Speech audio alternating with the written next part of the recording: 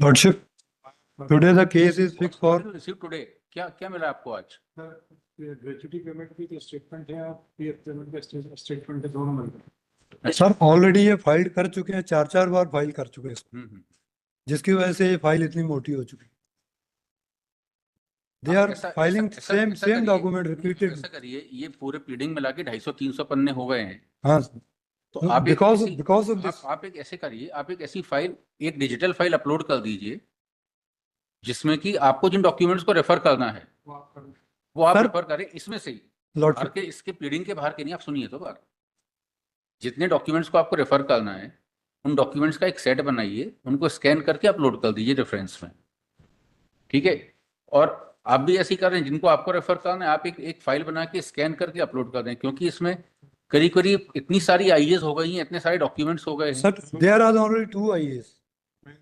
एक आईए का आज का आपके लिए फिक्स किया था सर, आईए नंबर अमेंडमेंट आ गई, 2558। 4-5 रिजॉइंडर आ गए। हाँ, 5-6 रिजॉइंडर हैं इसमें, 1 2 3 4 रिजॉइंडर हैं, 1 2 3 4 रिप्लाई हैं, कुछ एफिडेविट हैं। तो एक सिंगल फाइल में अपलोड कर दीजिए ना इसको, जिसको आपको रेफर करना है, जिन डॉक्यूमेंट्स को आपका कहना है कई डॉक्यूमेंट 4 बार 5 बार फाइल हो गए हैं, तो एक सिंगल फाइल बना के आप अपलोड कर दीजिए। हाउ इट इज जी, ये रिपीटेडली वही डॉक्यूमेंट सर। तभी तो आपसे कह रहे हैं ना, 5 बार जवाब आ गए, 5 बार जवाब में 5 बार वही कागज आ गए, तो जिन जवाबों को, जिन कागजों को आपको रेफर करना है आप एक सिंगल फाइल बना के उनको अपलोड कर दीजिए, सुनना आसान हो जाएगा केस को। सुनने के लिए फिक्स था ना सर।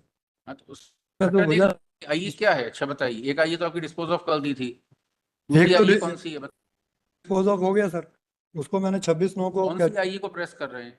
2558/24 सर, 1 साल हो गया इसको। रिकॉल ऑफ ऑर्डर कौन सा? This is calling for record. कौन सा ऑर्डर का रिकॉल मांग रहे हैं? सर ये मेरा सर्विस से रिलेटेड रिकॉर्ड है सर। नहीं, recall of kindly order sir.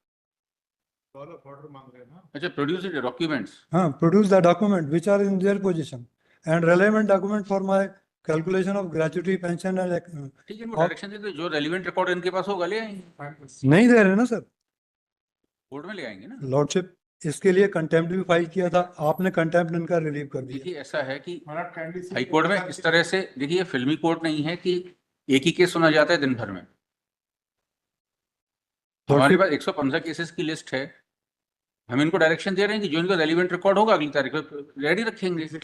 उसी के लिए तो सर आज बहस। एक इंटरिम ऑर्डर की आप कंटेम्प्ट फाइल करेंगे, रिकॉर्ड के ऑर्डर की कंटेम्प्ट फाइल करेंगे, ऐसे नहीं हो पाएगा डिसाइड केस। तो सर उसी के लिए तो आज बहस के लिए है ना सर। क्या बहस करेंगे? आपको रिकॉर्ड चाहिए, हम ऑर्डर कर रहे हैं। हमें क्या मालूम उनके पास क्या रिकॉर्ड है? इन पर रिलाई करना पड़ेगा, इनके पास जो रिकॉर्ड है। जो रिकॉर्ड इनके पास नहीं होगा इनके खिलाफ एडवर्स इन्फरेंस निकालेंगे, जिस चीज का रिकॉर्ड नहीं ला पाएंगे। इसमें लिखी हेड ऑन आईए नंबर 2558 और 2024।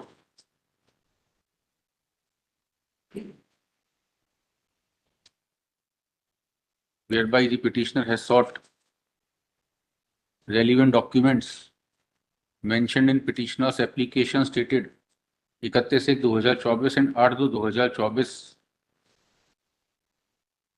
which are stated to be necessary for compliance of order dated 16/1/2024. Point.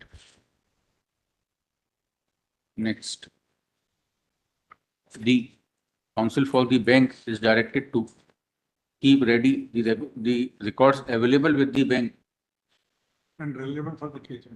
Otherwise, available with the bank, which the bank thinks relevant to the prayer made by the petitioner. Point. Lordship, वो document के लिए मेरे पास statutory provision है sir. हाँ, statutory provision है evidence act का, section 76। फिर आपको लिबर्टी दे देंगे, सिविल सूट फाइल करिए।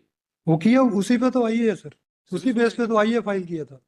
इनको इनसे पहले हमने मांगा, इन्होंने रिफ्यूज किया, then I filed this I. You are passing order, you challenge the order if you are not satisfied. Next, it is made clear that the bank must keep the relevant record ready, and the petitioner, it would not be open for the petitioner to seek any particular document, and if the bank may produce the record next, if the record of the bank is found to be deficient or lacking, the court may draw adverse inference against the bank at the time of final hearing.